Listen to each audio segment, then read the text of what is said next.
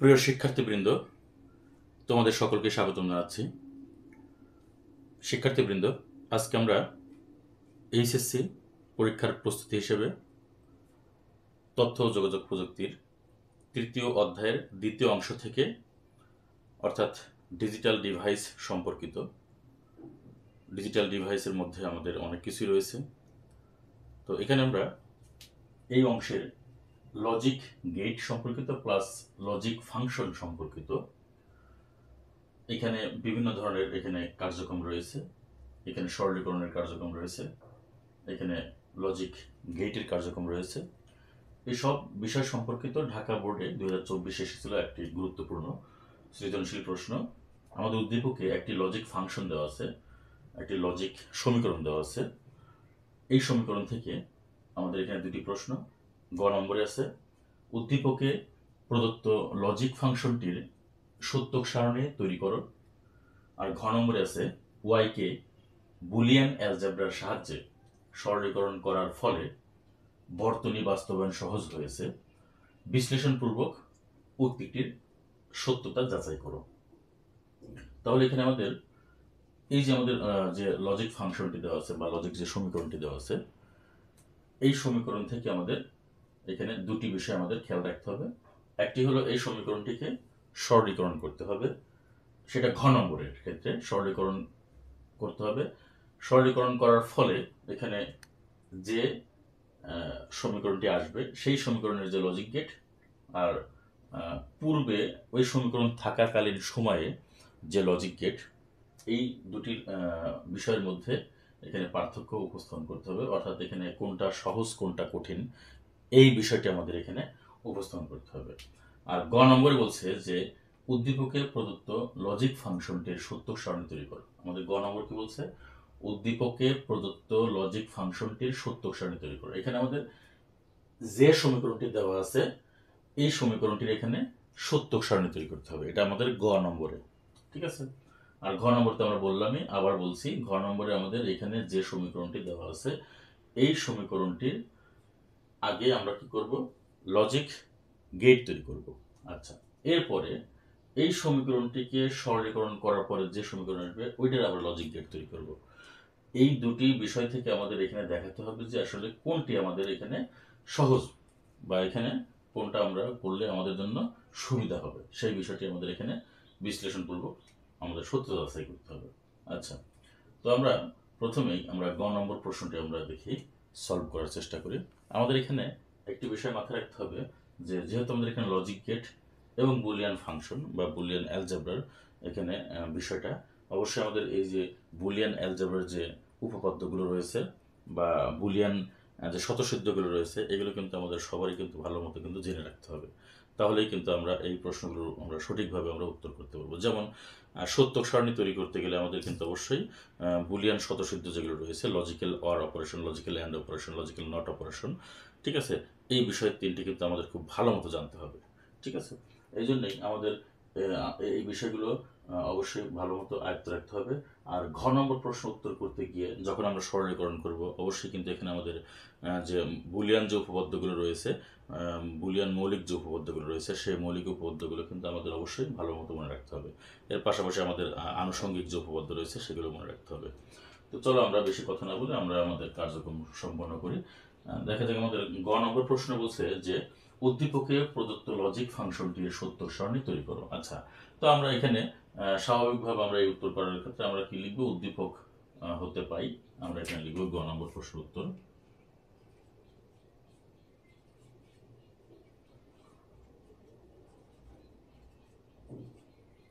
উদ্দীপক হতে ওয়াই সমান a plus B into a plus B bar into a bar plus C.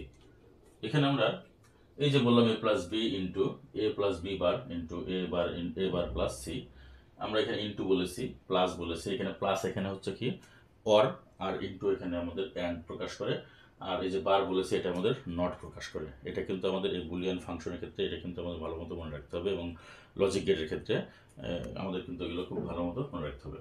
আচ্ছা, তাহলে আমাদের সত্য সারণীর কথা বলা হয়েছে। এখানে আমাদের এখানে একটা দেখতে হবে যে এখানে আমাদের কয়টা চলক আছে। এখানে প্রথম কাজটি হলো আমাদের এখানে কয়টি চলক আছে। এখানে আমাদের এ আছে, বি আছে, আর হলো সি আছে। এ আছে, বি আছে, আর হলো সি আছে। তাহলে আমাদের এখানে চলক হলো মোট 3টি। ওকে, তো আমরা এখানে দেখি চলক যদি 3টি হয় তাহলে আমরা এখান থেকে শুরু করি। আমরা এখান থেকে শুরু করি। তাহলে এখানে এই যে এ নিলাম, এখানে আমরা এ একটা চলক, এরপরে বি একটা চলক, এরপরে সি একটা চলক। তাহলে আমরা 3টি চলক নিলাম আমাদের এখানে। আচ্ছা, এরপরে এখানে আমাদের এই প্রবলেমটি সলভ করার ক্ষেত্রে আমাদের আরেকটা বিষয় আমরা লক্ষ্য করছি যে এই যে এ চলক, বি চলক, সি চলক যে আমরা নিলাম, ঠিক আছে, এগুলো তো আমরা নিবই। এর পাশাপাশি আমাদের এখানে আর কি নিতে হবে। এখানে আমরা দেখতে পাচ্ছি এর নট উপর নট আছে, বি এর উপর নট আছে, অর্থাৎ এ বার আছে, বি বার আছে, সি বার কিন্তু নাই। সো আমরা এখানে এ বার এবং বি বার নিব। ধরে নিলাম কি এই যে এ বার আর হচ্ছে কি এই যে বি বার। ওকে, এরপরে আমরা দেখব এখানে যে এ প্লাস বি আছে, ঠিক আছে। তাহলে আমরা কি করব, এখানে এ প্লাস বি নিলাম। আচ্ছা, এরপরে এ প্লাস বি বার, তাহলে আমরা নেব এখানে এ প্লাস বি বার। আচ্ছা, এরপরে আছে এ বার প্লাস সি, ঠিক আছে। তাহলে আমাদের এখানে চলক আছে মোট কয়টা, 3টা, এ বি সি। আচ্ছা, এই চলকগুলোর মধ্যে কোন চলকের উপরে আমাদের এখানে বার আছে বা নট আছে সেই বিষয়টা আমাদের এখানে লক্ষ্য রাখতে হবে। তাহলে এর উপর বার আছে, বির উপর বার আছে, তাহলে এ বার নিলাম, বি বার নিলাম, ঠিক আছে। এরপরে এ প্লাস বি আছে, এখানে নিলাম, এ প্লাস বি বার নিলাম, এ বার প্লাস সি নিলাম, ঠিক আছে। এখন কি বলছে, ওয়াই সমান এই 3টি আমাদের কি করতে হবে, এখানে অ্যান্ড করতে হবে, গুণ করতে হবে। তাহলে এ plus B into a plus B bar into A bar plus C, ঠিক আছে। তাহলে আমাদের কিন্তু সবগুলো সেগমেন্টে কিন্তু আমাদের এখানে নেওয়া হয়ে গেছে। এখন আমরা কি করব, আমরা জানি যে এই যে লজিক গেটের ক্ষেত্রে কম্বিনেশন হিসাবটা আমাদের কিন্তু ভালো মতো জানতে হবে। আমরা জানি আমাদের এখানে মোট 3টি এখানে চলক রয়েছে। তো যতগুলো চলক থাকে সেই চলকের উপর ভিত্তি করে আমরা এখানে কম্বিনেশনটা হিসাব করি।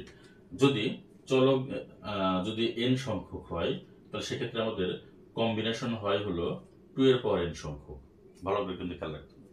চলক যদি n সংখ্যক হয় তাহলে কম্বিনেশন হবে 2 এর পাওয়ার n সংখ্যক। আচ্ছা, এখানে আমাদের চলক যদি একটা হয় তাহলে আমাদের কম্বিনেশন কি হবে, কম্বিনেশন আমাদের হবে কি 2 এর পাওয়ার 1, দ্যাট মিন্স 2। আমাদের কম্বিনেশন হয় কয়টা হবে, এখানে 2টা হবে। এখানে কম্বিনেশন বলতে এখানে আমরা আরেকটু সহজ করে দিই, আমাদের এখানে রো কয়টা হবে বা সারি কয়টা হবে এই বিষয়টা আমাদের খেয়াল রাখতে হবে। আচ্ছা, তারপরে চলক যদি 2টা হয় তাহলে আমাদের কম্বিনেশন হবে কয়টা, 4টা। আর চলক যদি 3টা হয় তাহলে আমাদের কম্বিনেশন কয়টা হবে, 2 এর পাওয়ার 3 মানে কি 8। তাহলে আমাদের এখানে চলক হলো 3টা, এ বি সি। সো আমাদের কম্বিনেশন বা আমাদের রো এখানে কয়টা হবে, আমাদের এখানে কম্বিনেশন কয়টা হবে, 8টা কম্বিনেশন হবে, ঠিক আছে। সেই 8টা কম্বিনেশন আমরা এখানে সম্পূর্ণ করে আমরা কাজ করব। তাহলে আমাদের এখানে চলক 3টা হওয়ার কারণে আমাদের কম্বিনেশন কয়টা, 8টা। আচ্ছা, এই যে এই কম্বিনেশনটা আমরা এক একজনে এক একভাবে আমরা শিখি। কেউ আমরা বাইনারি হিসাব করে শিখি, কেউ আমরা একটু বিশেষ নিয়মে শিখি। যেমন এই কম্বিনেশনটা আমি একভাবে করছি, তোমরা একটু খেয়াল করো। এখানে আমাদের 3টি চলক থাকার কারণে আমরা এখানে কম্বিনেশন যেহেতু আমরা 8টি পাবো, সেক্ষেত্রে আমরা কি করব, এখানে আমরা এই যে সর্বডান পাশে যে আমাদের চলক সেটা হলো সি, ঠিক আছে। এই সি থেকে আমরা এই কাজটি করব। আমরা এখানে সি এর ক্ষেত্রে আমরা কি দেব, এখানে 0 1 0 1 0 1।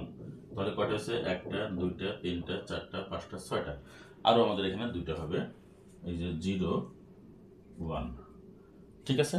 তাহলে আমাদের এখানে আমাদের যে 8টা কম্বিনেশন, সেই 8টা কম্বিনেশনের মধ্যে আমরা আমাদের 3য় নম্বর চলক থেকে আমরা কাজটি স্টার্ট করেছি। কি 3য় নম্বর চলকে আমাদের কি হবে, 0 1 0 1 0 1 0 1। এরপরে যখন আমরা যাব তখন কিন্তু হবে আবার 0 এর ডাবল করে 1 এর ডাবল করে হবে কিন্তু, অর্থাৎ বিষয়টি এরকম হবে, এই যে 0 0 1 1, 0 0 1 1। ঠিক আছে, আমরা প্রথমটা কি করলাম 0 1 0 1 0 1 0 1, আর দ্বিতীয়টা কি হবে 0 0 1 1 0 0 1 1। ঠিক আছে, এরপরে যখন আমরা আমাদের প্রথমটা চলে যাব তখন এর ডাবল হবে। দ্যাট মিনস এখানে আমরা 0 0 আমরা দুইবার লিখেছি, তাহলে এখানে হবে কি আমাদের এখানে 4 বার হবে 0 0 0 0, এরপরে 1 1 1 এই যে 1। ঠিক আছে, সবাই একটু মনোযোগ দিয়ে দেখো, আমি আবার লিখছি এখানে একটা পরিষ্কার করে লেখার চেষ্টা করছি। এখানে 1 এখানে 1 এখানে 1। ওকে, তো এটা আমাদের একটা কম্বিনেশন গেল। এখন এটাকে আমরা একটু যদি অন্যভাবে করি, অর্থাৎ বাইনারি স্টাইলে করি, আমরা জানি এখানে বাইনারিতে 0 1 2 3 4 5 6 7, এখানে কয়টা 1 2 3 4 5 6 7 8। আচ্ছা, 0 এর ক্ষেত্রে আমরা বাইনারি মান প্রকাশ করি 0, 1 এর ক্ষেত্রে প্রকাশ করি হচ্ছে 1, 2 এর ক্ষেত্রে প্রকাশ করি হলো 1 0, 3 এর ক্ষেত্রে প্রকাশ করি 1 1, 4 এর ক্ষেত্রে আমরা প্রকাশ করি হলো কত 1 0 0, 5 এর ক্ষেত্রে আমরা প্রকাশ করি 1 0 1, 6 এর ক্ষেত্রে 1 1 0, আর 7 এর ক্ষেত্রে 1 1 1। তো আমাদের এখানে সর্বোচ্চ আমরা দেখতে পাচ্ছি ডিজিট দেখতে পাচ্ছি এখানে 3টি। সো আমরা এই বাকিগুলোকে আমরা 3টি করে ডিজিট আমরা হিসেবে পূরণ করবো। এখানে 0 দিলাম, এখানে 0 দিলাম, এখানে 0 এখানে 0 এখানে 0 এখানে 0, অর্থাৎ 0 এর ক্ষেত্রে কিন্তু 0 আমরা যতই দিই না কেন আমাদের সেটা 0ই হয়। তবে 1 এর ক্ষেত্রে আমরা দেখো ডান পাশে যে 1 আছে, বাম পাশে আমরা দুটি আমরা 0 দিয়েছি, তাতে মানের কিন্তু কোনো পরিবর্তন হবে না। এরপরে আমরা এখানে 2 এর ক্ষেত্রে এখানে আমরা দেখো যে 1 0 বামে একটা শূন্য দিয়েছি, তাতে মানের কিন্তু কোনো পরিবর্তন হয়নি। আবার এখানে 3 এর ক্ষেত্রে 1 1 আছে, ডান বাম পাশে আমরা একটা শূন্য দিয়েছি, মানের কিন্তু কোনো পরিবর্তন হয়নি। তো এই কম্বিনেশন আমরা কি করি, আমরা এখানে বাইনারি আকারে নিতে পারি। তো এই কম্বিনেশন আর এই কম্বিনেশন কিন্তু ঠিক একই। তো আসলে যে যেভাবে বুঝতে পারে সে সেভাবেই কম্বিনেশনটা করে নিতে পারে, এতে কোনো সমস্যা নেই। এটা তো আসলে আমাদের করে দেখাতে হবে এলো হিসাব। ওকে, তো আমরা এই কম্বিনেশন আমরা এখানে পেলাম। এখন আমরা কি করব,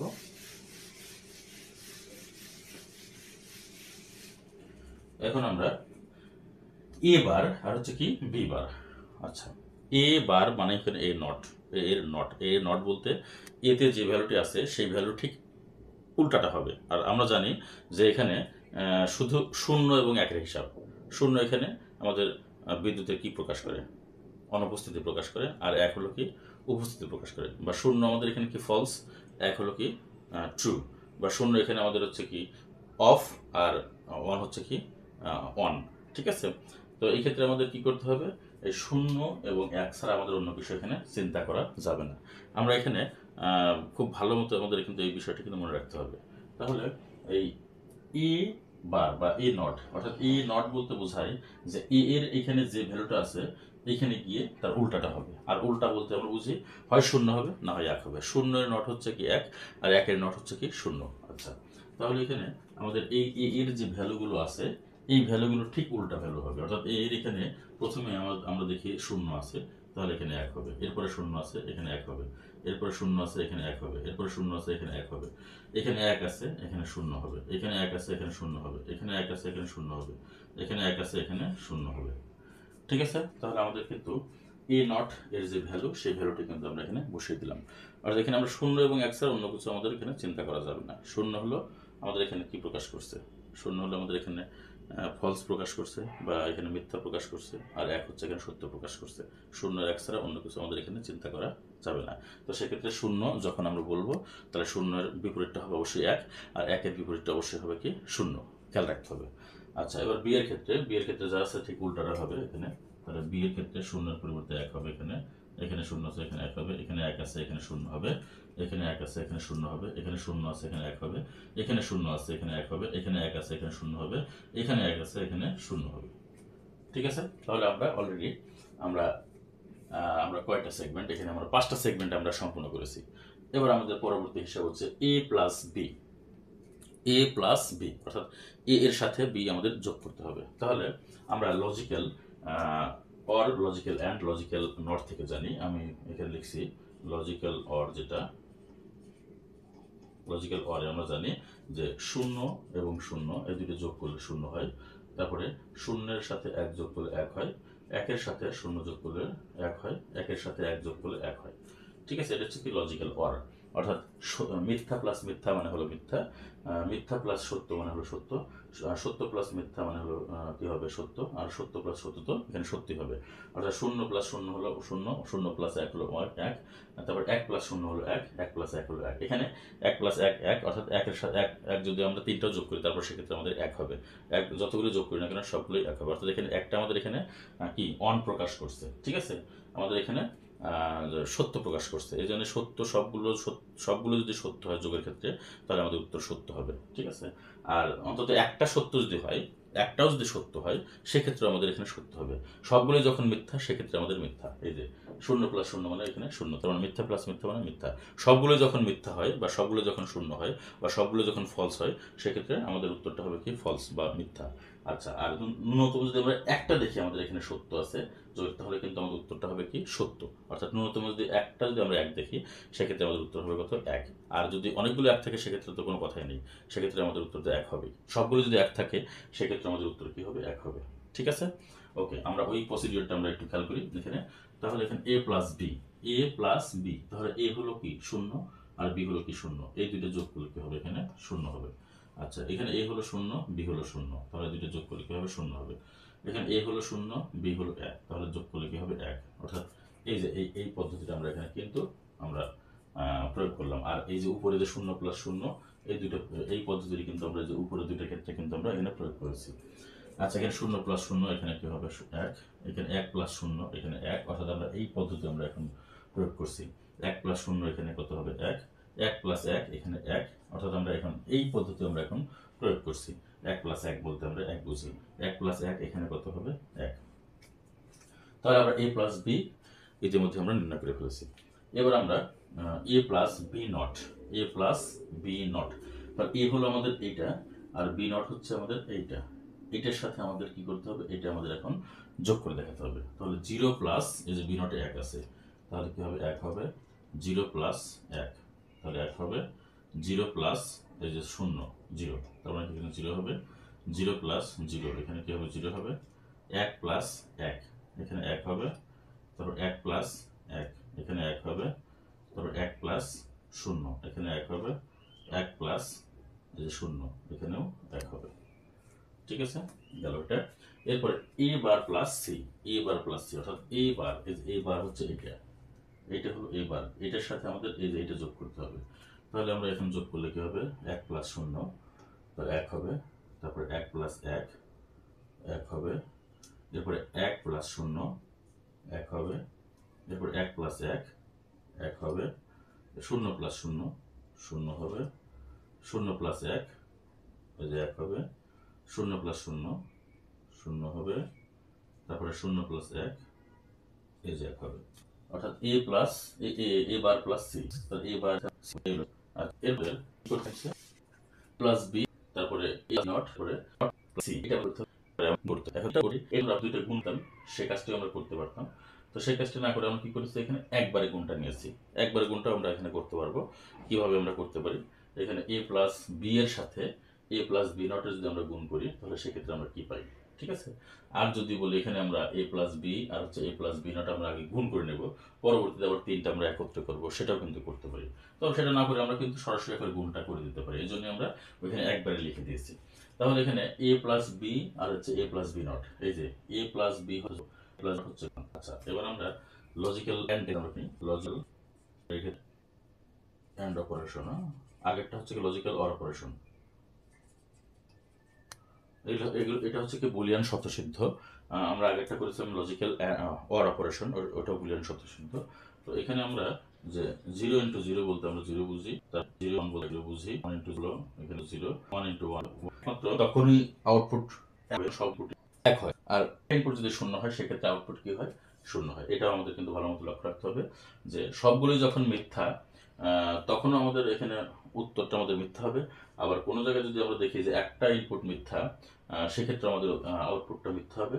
আর আমরা যখন দেখবো যে সবগুলো ইনপুটই যখন আমাদের সত্য তখন আউটপুট একমাত্র সত্য, লজিক্যাল অ্যান্ডের ক্ষেত্রে বা গুণের ক্ষেত্রে। ঠিক আছে, তো আমরা এখানে দেখি। আচ্ছা, আমরা এখানে তাহলে এই যে এ প্লাস বি এখানে কি আছে জিরো আর এ প্লাস বি নট আছে কি ওয়ান।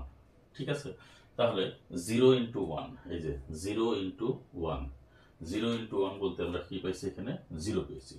0 × 1 বলতে আমরা এখানে কি 0 পেয়েছি। আচ্ছা, 0 পাওয়ার পরে তাহলে এইটা এবং এইটা যদি আমরা গুণ করে যদি আমরা 0 পাই, ঠিক আছে, এটা কি বলছে এখানে যে 0 আর হচ্ছে 1, এটা গুণ করে যদি আমরা এখানে 0 পাই, আবার এইখানে আবার 1 আছে, তাহলে এইটা এবং এটা গুণ করে আমরা কি পেলাম 0, আবার এখানে কি আছে 1 আছে। তাহলে এটার সাথে যদি আমরা 1 এর সাথে যদি আমরা আবার প্রথমে আমরা কি 0 × 0, আমরা এটাকে করি এখানে 0 × 0, সরি 0 × এখানে 1, ভুল হয়েছে, 0 × 1, 0 × 1 এটা গুণ করে আমরা পেয়েছি কি 0, ঠিক আছে।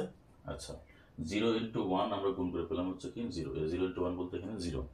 এখন এইখানে আবার কি আছে 1 আছে, তাহলে আবার আমরা 0 × তাহলে এখানে কি 1, এটা গুণ করলে কি হবে 0, ঠিক আছে। তাহলে আমাদের এখানে উত্তরটা হবে কি 0, এটা আমাদের গেল। এরপরে পরেরটা আমরা আসি 0 × 1, ঠিক আছে। তাহলে 0 × 1 বলতে আমরা কি বুঝি 0, এই যে 0 × 1 বলতে আমরা 0 বুঝি, 0 × 1 বলতে আমরা 0 বুঝি। ওই 0-র সাথে যদি আমরা এই 1 যদি আবার ইন্টু করি তাহলে কি হবে আবার 0 হবে, তাহলে 0 × 1, অর্থাৎ এখানে আমরা তিনটি কিন্তু একবারও কিন্তু আমরা এখানে গুণটা করে দেখাতে পারি। কিভাবে? একমাত্র তখনই আমরা কি করব, তখনই আমরা এখানে উত্তরটা 0 দিব কখন, যখন এই ইনপুটগুলোর মধ্যে যদি শূন্য থাকে, একটা যদি শূন্য থাকে, এই ইনপুটগুলোর মধ্যে একটা যদি শূন্য থাকে, তাহলে আমাদের সেখানে ইনপুটটা কি হবে 0 হয়ে যাবে। এই জন্য আমাদের দুইবার এভাবে গুণ করার কোনো প্রয়োজন পড়ে না। কিন্তু বোঝানোর সুবিধার জন্য আমি প্রথমে এইটার সাথে এটা গুণ করে দেখালাম, আবার এটার সাথে গুণ করে যে ভ্যালুটা আসলো, আবার এটার সাথে গুণ করে কি আসলো, এই জিনিসটা আমি তোমাদের বিশ্লেষণ করে দেখালাম। কিন্তু আমরা যখন দেখতে পারবো এই গুণের ক্ষেত্রে যে আমাদের এখানে ইনপুট যতগুলি থাকুক না কেন, সেক্ষেত্রে যদি আমরা দেখি যে অন্তত একটা ইনপুট শূন্য আছে, তো সেই ক্ষেত্রে আমরা কি করতে পারি, চোখ বুঝে আমরা এখানে শূন্য দিতে পারি, ঠিক আছে। এই হলো হিসাব।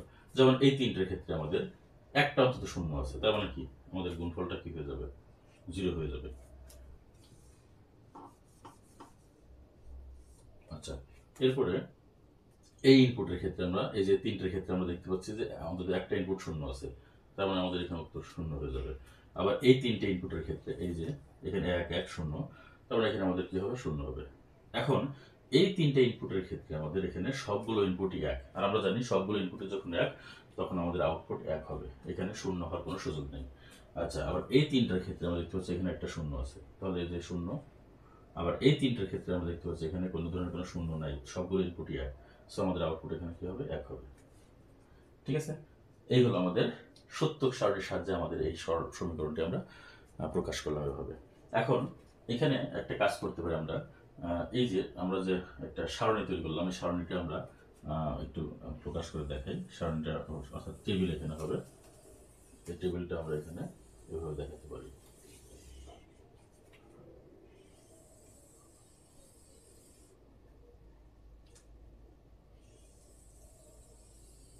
এই যে এইভাবে আমরা টেবিলটা উপস্থাপন করতে পারি।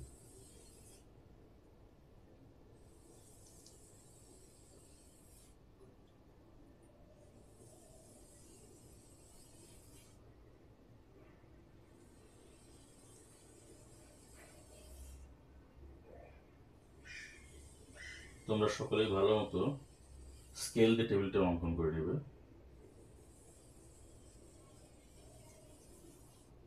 ঠিক আছে, তাহলে আমাদের এখানে কলমগুলো দিই।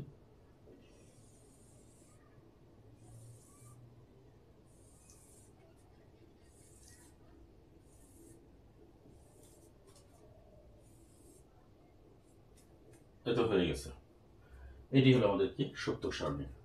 ঠিক আছে, প্রিয় শিক্ষার্থীবৃন্দ, তোমরা সকলেই অবশ্যই এই ক্লাসটি আবার রিপিট করে তোমরা দেখে নিতে পারো, যাতে করে আমাদের বিষয়টি পুরোপুরি আমরা ক্লিয়ার করতে পারি। এগুলো তাহলে এই সত্যক সারণী তৈরি করার আগে আমাদের যে বিষয়গুলো আমাদের অবশ্যই জানতে হবে সেটি হলো যে আমাদের অবশ্যই আমরা জানি যে এখানে আমাদের 0 এবং 1, এই 0 এখানে আমাদের মিথ্যা প্রকাশ করবে, আর 1 হচ্ছে আমাদের এখানে সত্য প্রকাশ করবে। অর্থাৎ একটা হচ্ছে ফলস, একটা হচ্ছে কি ট্রু, অথবা একটা হচ্ছে 1, একটা হচ্ছে অফ। অন কোনটা? অন হচ্ছে 1, আর অফ হচ্ছে কি 0।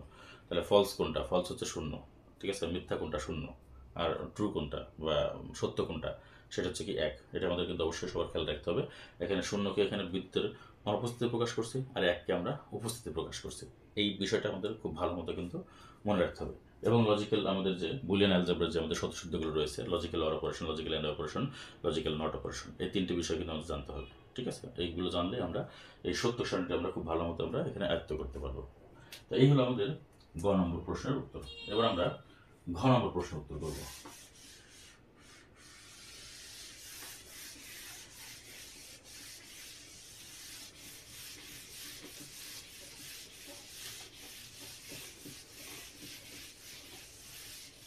ঘ নম্বর প্রশ্ন বলছে যে ওয়াইকে বুলিয়ান অ্যালজেব্রার সাহায্যে সরলীকরণ করার ফলে বর্তনী বাস্তবায়ন সহজ হয়েছে। আচ্ছা, প্রথমে আমরা এই ওয়াই এর যে বর্তনী, সেই বর্তনীটা আমরা অঙ্কন করব। ঠিক আছে, তাহলে ওয়াই সমান এখানে a plus B into a plus B not a not plus c. এই বর্তনীটা আমরা একটু বাম পাশে আমরা অঙ্কন করে রাখি এখানে।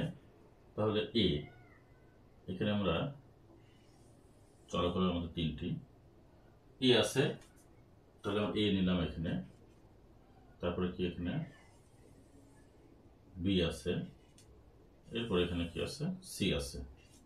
আচ্ছা, এই তিনটি দিয়ে আমরা এই যেখানে যে সমীকরণটি দেওয়া আছে, এই সমীকরণের বর্তনীটি আমরা এখানে অঙ্কন করে রাখবো। আচ্ছা, তাহলে এ প্লাস বি, তার মানে কি এ এর সাথে কি হবে, বি এর অর গেট হবে, এই যে। ঠিক আছে, এরপরে এ প্লাস বি নট, তার মানে এ এর সাথে আমাদের বি এর নট বলতে বি এর নট কেটে আমরা নিয়ে নেই, এই যে বি এর নট। ঠিক আছে, আচ্ছা, নিয়ে এইটার সাথে আমাদের কি করতে হবে, আবার এখানে অর গেট হবে।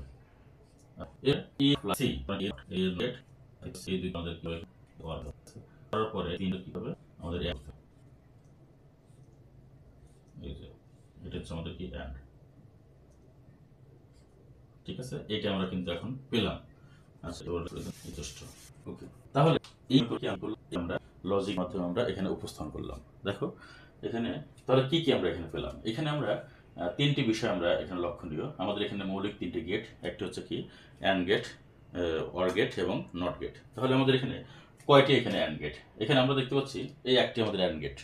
আর অর গেট কয়টা, একটা দুইটা তিনটা। আর নট গেট কয়টা, একটা দুইটা। তাহলে আমরা এই সমীকরণ থেকে আমরা লজিক সার্কিট যদি অঙ্কন করি, লজিক গেট যদি অঙ্কন করি, তাহলে সেক্ষেত্রে আমরা এখানে তিন ধরনের আমরা গেট পাই। একটি হচ্ছে কি একটি থাকবে এখানে অ্যান্ড গেট, এখানে তিনটি হচ্ছে কি অর গেট, আর দুইটি হচ্ছে কি নট গেট। এটা হলো অ্যান্ড গেট। ঠিক আছে, এটা অর গেট, এটা অর গেট, এটা অর গেট। তাহলে তিনটি হচ্ছে অর গেট, আর এটা নট গেট, এটা নট গেট। তার মানে দুইটি হচ্ছে কি নট গেট। তার মানে এই সমীকরণ থেকে আমরা এখানে মোট কয়টা গেট পেলাম, মোট আমরা এখানে 6টি গেট পেলাম। 6টি গেটের মধ্যে একটি হচ্ছে অ্যান্ড গেট, আর দুইটি হচ্ছে নট গেট, আর তিনটি হচ্ছে কি অর গেট। অথবা আমরা বলতে পারি দুইটি নট গেট, তিনটি অর গেট, আর হচ্ছে একটি নট গেট, সরি একটি অ্যান্ড গেট। তাহলে দুইটি এখানে নট গেট, আচ্ছা, আর তিনটি হলো অর গেট, একটি হলো অ্যান্ড গেট, দুইটি হলো নট গেট, তিনটি হলো অর গেট, একটি হলো নট গেট, একটি হলো অ্যান্ড গেট। সরি, আবার বলছি, এখানে এখানে দুইটি হলো নট গেট, আর এখানে তিনটি হলো অর গেট, আর একটি হলো অ্যান্ড গেট।